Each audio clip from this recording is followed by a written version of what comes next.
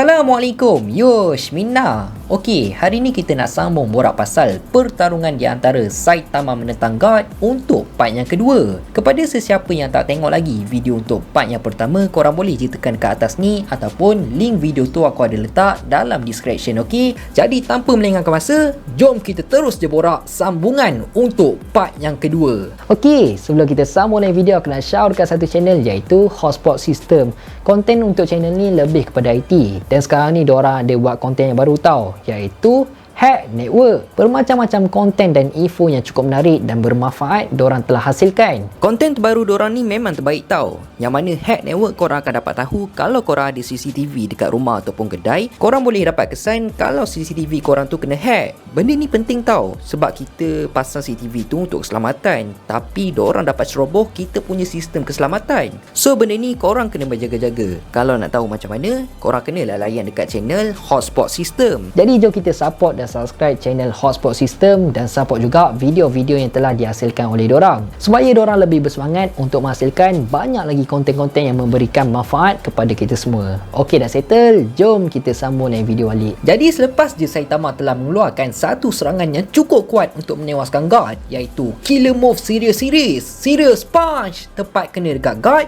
pada awalnya dorang semua ingat pertarungan tersebut telah pun berakhir disebabkan impak serangan daripada Saitama tadi tu memang cukup luar biasa sehingga kan telah menghasilkan satu letupan yang cukup besar. Tambahan, sampai sekarang tak ada lagi monster yang berjaya terselamat dari tumbukan Serious Saitama. Tapi lepas dia itu, tiba-tiba God masih lagi hidup dan dia terus je menyerang Saitama daripada belakang sampaikan Saitama telah jatuh jauh ke dalam perut bumi, kira-kira sedalam 1850 km.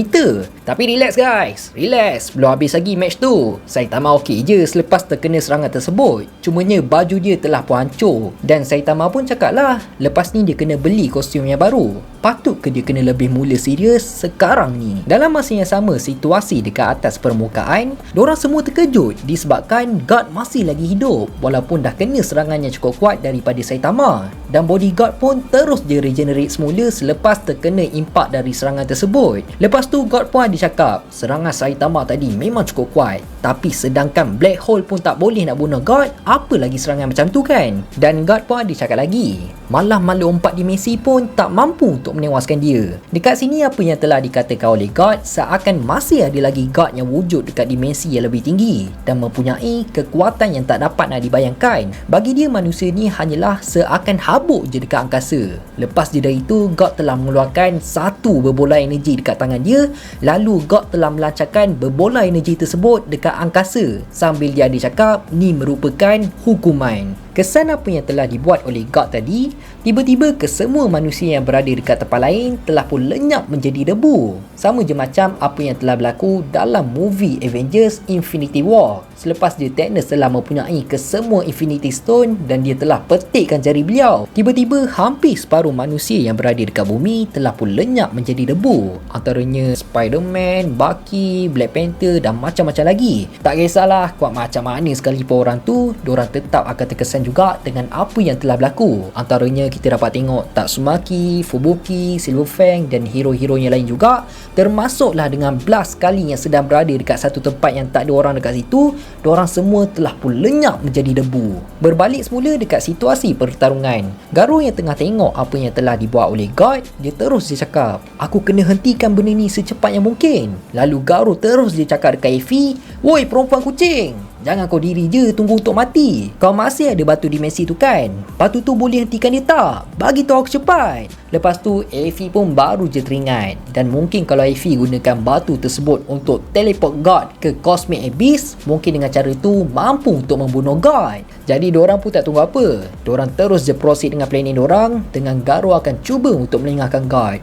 So time ni Garo bertarung dengan God secara one by one, dengan Garo terus je melemparkan batu yang cukup besar ke arah God. Tapi God tak ada masalah pun untuk menghancurkan batu yang dicampak oleh Garo tu dengan cukup mudah. Tapi Garo tak berhenti macam tu je. Garo terus je cuba untuk menyerang God lagi dengan serangan God Slayer Fist Instantaneous Strike, yang mana serangan ni telah dicipta oleh Garo sewaktu Garo menjadi monster. Tapi tiba-tiba sewaktu Garo dah berada dekat depan God, tiba-tiba je Garo tak boleh nak bergerak. Lalu God pun tak tunggu apalah, dia terus je nak menyerang Garo dengan God nak melepaskan energy blast daripada muka dia.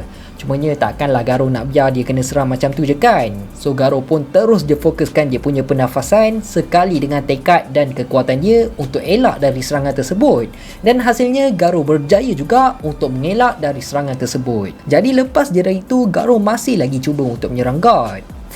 Garo ni lain macam, tak seserik. Cumanya tiba-tiba God seakan macam nak tepukkan tangan dia sambil God ada cakap, kali ni pasti kau tak boleh nak melarikan diri lagi. Beralih semula dekat tempat Saitama berada sekarang, yang mana Saitama masih lagi berada dekat dalam perut bumi. Tak lama lepas tu pun Saitama terus je melompat untuk pergi ke atas permukaan. Dan kita boleh tengoklah, efek dari Saitama lompat tadi tu memang lain macam gila. Telah menghasilkan satu letupan yang cukup besar dekat bawah tanah. Jadi untuk keadaan Garo sekarang ni, selepas je dia telah diserang oleh God, keadaan Garo memang totally dah berubah. Dengan badan dia telah dipenuhi darah. Dan Garo pun cakap lah, God ataupun tak, orang tu jauh lagi kuat daripada kau. Dengar ni, sebelum aku bertarung semula dengan Saitama, aku pasti tak akan tewas di tangan kau. Dalam masa yang sama, Effie terus dia memulakan pergerakan dia. Dengan Effie telah menggunakan batu dimensi tu untuk teleport God ke tempat yang lain. Dan Garo pun terus dia cuba untuk menyerang God dengan serangan Cross Fang God Slaying Fist. Jadi diorang pun berjaya lah pindahkan God ke tempat yang lain.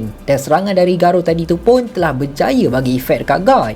Tapi malangnya planning diorang untuk membunuh God telah pun gagal. Tak menjadi pun, memang tak berjaya langsung. Selepas God dengan mudah je telah menyerap kekuatan dari Space Time Stone dan body dia pun telah pulih macam asal. Lepas tu God pun cakap lah, korang ingat dengan Space Time Stone tu dah mampu untuk membunuh God ke? Nampaknya ruang dan waktu adalah di bawah kekuatan aku, di bawah kendalian aku. Dalam masa yang sama, pelukis ada explain juga secara details apa sebenarnya yang sedang berlaku dekat sana. Kenapa kekuatan Space Time Stone tak berkesan dekat God? Cumanya benda ni memang agak complicated sikit lah kalau aku nak explain, sebab benda ni berkait dengan ilmu fizik. Jadi kita just fokus je untuk dalam pertarungan, ok? Lepas dari itu pun God terus je menyerang Effie sambil dia ada cakap, kesemua kehidupan yang ada pasti akan merasa kematian. Tak kisahlah kuat ataupun lemah, benda ni merupakan takdir yang telah ditetapkan. Jadi lepas je Effie telah diserang oleh God, Garo terus je menyelamatkan Effie. Tapi malangnya selepas je Garo telah menyelamatkan Effie, tiba-tiba Effie telah pun lenyap menjadi debu. Betul-betul dekat atas dah kapan Garo. Jadi Garo pun cakaplah dekat God, kenapa kau buat semua ni? Apa sebab kau melakukan kehancuran yang cukup besar sampai macam ni? God pun jawab dengan cukup sombong, kau tanya kenapa? Dia buat semua ni bertujuan hanya untuk revolusi. Tapi nak menjadikan revolusi itu terjadi, God akan menghapuskan kesemua kehidupan yang lemah. Dalam masa yang sama, Saitama masih lagi tengah struggle untuk sampai ke atas permukaan. Dengan Saitama telah menggunakan tumbukan dia untuk menghancurkan kerak bumi. Dan usaha Saitama tu akan ambil masa sikit lah untuk dia sampai ke atas permukaan. Jadi Garo dengan God pun diorang bertarung. Dengan God ada cakap, dia dah lama tak rasa excited macam ni. Tapi jangan risau, dia akan bagi satu serangan yang terakhir untuk Garo dan juga bumi. Lepas tu Garo pun jawab, aku memang tak percayakan God. Selagi aku masih bernafas, selagi tu aku tak akan tewas. Sambil Garo telah mencabar God untuk menyerang dia. Lepas je dari itu pun, God telah melancarkan satu serangan yang cukup kuat untuk menyerang Garo. Sampaikan Garo tak mampu untuk menghalang serangan tersebut.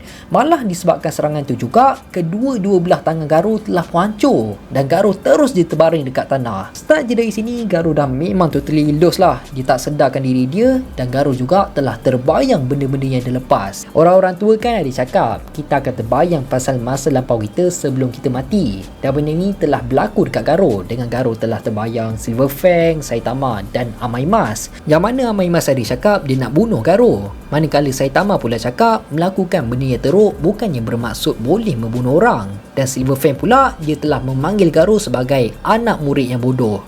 Tak lama lepas tu, Tario pula telah berlari ke arah Garo sambil dia menangis dan Tario cakap, berhenti! Tolong jangan sakitkan pakcik! Tolong jangan bunuh pakcik! Benda ni tak adil! Pakcik dah selamatkan saya! Jadi ni bermaksud, pakcik pun seorang hero juga dan dia memang tak nak Garo mati. Lepas tu Garo pun cakap dekat Tario, jangan nangis, kau kena jadi kuat. Sikit pun jadilah. Dunia ni kejam, tak ada siapa yang akan selamatkan kau. Jadi bila kau dah jadi kuat, kau tak perlu kau orang lain untuk selamatkan kau lagi. Benda ni memang totally refer dalam webcomic. Selepas je Saitama telah menewaskan monster Garo dan Tario telah pun datang untuk selamatkan Garo dari dibunuh oleh beberapa hero kelas S. Waktu Garo dengan Tario tengah cakap dalam bayangan Garo, Tiba-tiba hujan telah pun turun. Jadi Tario pun telah buka baju dia untuk melindungi Garo. Tak lama lepas tu, Garo pun telah rebah dan Garo telah mati untuk selamanya. Sambil Garo ada bagi kata-kata yang terakhir, Garo telah ucapkan selamat tinggal dan terima kasih sangat ikhlas dari lubuk hati dia. Lepas jeda itu, barulah Saitama sampai dekat situ. Dengan muka Saitama pun dah mula serius untuk berhadapan dengan Guy. Jadi nak tahu apa pula yang akan berlaku selepas Saitama telah pun sampai dekat situ? Korang kena tunggu untuk video part yang ketiga untuk pertarungan di antara Saitama menentang Guy. InsyaAllah untuk video part yang ketiga ni aku akan cuba untuk keluarkan dalam masa yang terdekat juga. InsyaAllah dalam next week kot. Korang kena stay tune lah untuk video part yang ketiga.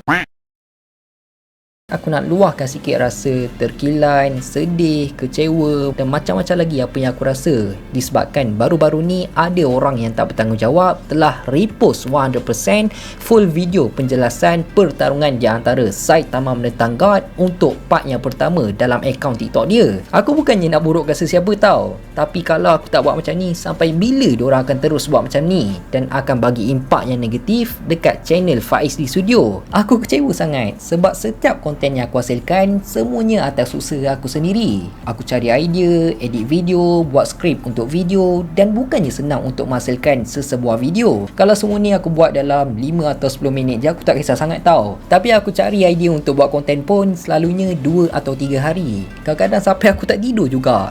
Tapi orang sesenang je repost dan curi konten yang telah aku hasilkan. Jadi secara baik aku minta kepada orang yang buat macam tu untuk delete balik ke semua video yang korang ambil dari channel Faiz di Studio.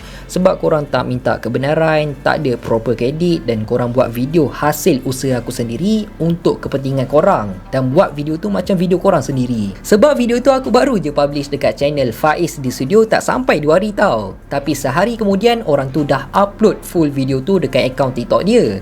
Aku tak ada niat nak jatuhkan sesiapa. Tapi apa yang korang buat ni sebenarnya telah menganiaya dan cuba untuk menjatuhkan Faiz di Studio. Aku minta atas jasa baik korang sebagai manusia yang berhati perut, minta delete ke semua video yang korang ambil dekat channel Faiz di Studio. Aku dah try komen secara baik tau dekat video yang orang tu repost, tapi dia tetap keras untuk tak delete video tu juga. Jadi kepada korang semua yang support channel Faiz di Studio, kalau boleh korang tolonglah report akaun TikTok tu. Sebab aku dah cuba cakap baik-baik tapi tetap tak jalan juga. Tolong sangat jangan curi hasil kerja orang. Kalau korang nak berjaya, korang kena usaha atas diri sendiri, bukannya dengan curi hasil kerja orang. Korang nilailah sendiri yang mana baik dan yang mana buruk, okey? Jadi aku rasa sampai sini je lah kot video gitu untuk kali ni. Aku harap korang enjoy dan penyampaian aku jelas. Dan aku nak minta maaf sangat kalau aku ada tersalah cakap, terkasar bahasa. Kalau korang rasa apa yang aku cakap semua tu salah, aku terima je. Dan aku nak minta maaf sangat atas segala kesilapan aku. Sebab tak semua orang akan suka kita kan. Tapi satu je lah aku nak pesan, tolong jangan plagiat dan curi hasil kerja orang. Sebab kita tak tahu apa orang tu lalui dan betapa struggle-nya orang tu nak menghasilkan sesuatu kerja tu, untuk menghasilkan sesuatu karya tu untuk korang semua. Kalau kita nak berjaya, kita kena usaha, tawakal dan cuba yang terbaik. Improve segala kekurangan yang ada dalam diri kita ni dan buktikan yang diri kita ni berkualiti dan terbaik. Bukannya dengan cara kita curi hasil kerja orang dan buat macam tu hasil kerja kita. Tu salah tau. Tapi mungkinlah ada beberapa orang yang dekat luar sana tak faham dengan situasi yang aku tengah lalui sekarang ni. Diorang cakap, alah benda ni biasa je, kecil je, kenapa kau nak kena besarkan, kecoh lah kau ni, batak views. Tapi secara jujur aku memang tak mengharapkan pun korang faham. Dan aku bukannya nak meraih simpati ke apa tau, cumanya korang tak tahu betapa struggle-nya aku untuk menghasilkan sesebuah video. Buktinya video ni pun dah nak pukul 3 pagi baru nak siap. Ni korang boleh tengok sendiri.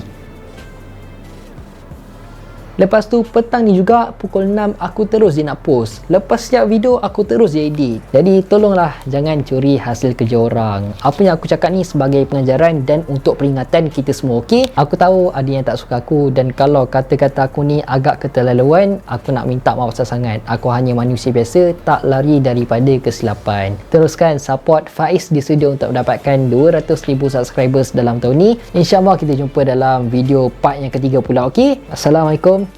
Bye-bye.